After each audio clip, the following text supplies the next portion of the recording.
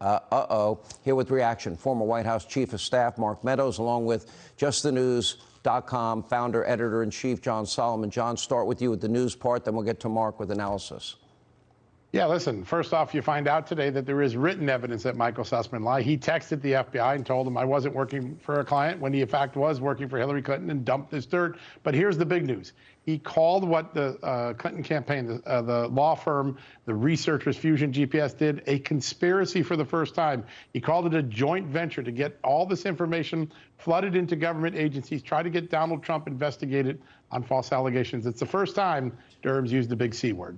And your take, Mark Meadows, as we analyze this, because everything that we said on this program, reported for almost 3 years on this program, has been vindicated by the Inspector General, and it seems to now be being vindicated even further by John Durham. I just wish this report would get done.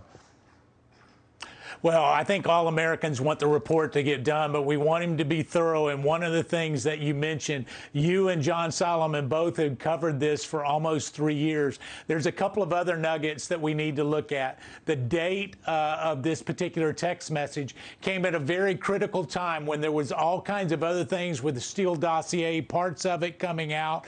But here's the other thing in there. It says that it is time sensitive.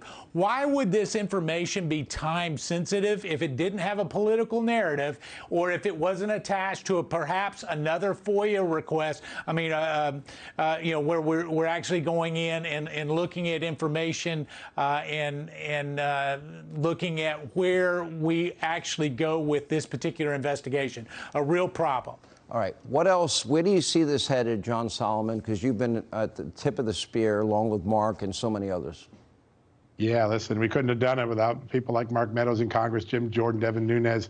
I'm putting together a timeline. It'll be on JustTheNews.com in the morning. It's going to lay out all the events that in the various filings Durham identifies as part of this conspiracy, this joint venture.